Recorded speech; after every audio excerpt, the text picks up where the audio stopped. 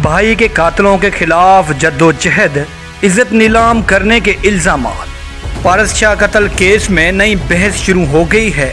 सहाफ़ी social media पर एक दूसरे पर इल्जामात लगा रहे हैं। कुछ लोगों का ख्याल है कि पारस शाह का कत्ल एक ड्रामा है। कुछ लोगों ने कहा कि पारस शाह को कत्ल किया गया है। सेहर शाह की जिद और अना की वजह से मामलात खराब हो रहे हैं। सीनियर सहाफ़ी इमदाद सुमरो ने लिखा कि पारस शाह की फितरी मौत को कत्ल करार देकर खवातीन समेत खानदान के 5 अफराद को मुलवस किया गया है। पारस शाह का मौत नवंबर में हुआ। ज़राए के मुताबिक मकतूल की बीवी ने पारस शाह के भाई के साथ शादी से इनकार किया, जिससे मामलात मज़ीद खराब हुए। सहाफ़ी कादर लाशारी ने लिखा कि सेहर शाह के भाई के कत्ल का केस उनके साबिक शोहर असगर सुमरो ने खराब कर दिया है। मुजाहिद हुसैन सैयद ने लिखा कि शादी और तलाक के मामलात उनके ज़ाती मसाइल हैं जिन पर किसी को बात नहीं करनी चाहिए। मंसूर मुगेरी ने लिखा कि असगर सुमरो पढ़े लिखे आदमी हैं, किसी की ज़ाती ज़िंदगी में मुदाखलत अच्छी बात नहीं।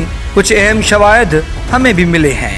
असगर खानोटी ने लिखा, ऐसा न हो कि ज़ाती अना या बुग़्ज़ के चक्कर में मुकदमा ख़राब हो जाए। मुज्तबा ने लिखा कि सारे मामले की अदालत से तहकीक कराई जाए। ताज सिंधी ने लिखा कि सेहर शाह से हमदर्दी रखने वाले दोस्त समझदारी से काम लें। सेहर शाह पारस शाह के मुबैना कत्ल के बारे में गलत बातें कर रही हैं। सहाफ़ी माजिद समो ने लिखा कि पारस शाह कत्ल केस में कुछ छुपी कहानियां मंजर आम पर आने लगी हैं। मुल्ज़िमान को रिलीफ नहीं मिलना चाहिए। अशोक रामानी ने लिखा कि एक सहाफ़ी पारस शाह का मुकदमा ख़राब करने के लिए सरगर्म है, जबकि फरहान तुनियो ने लिखा कि कुछ सहाफ़ियों की सोच इतनी घटिया हो सकती है, ये कभी सोचा नहीं था।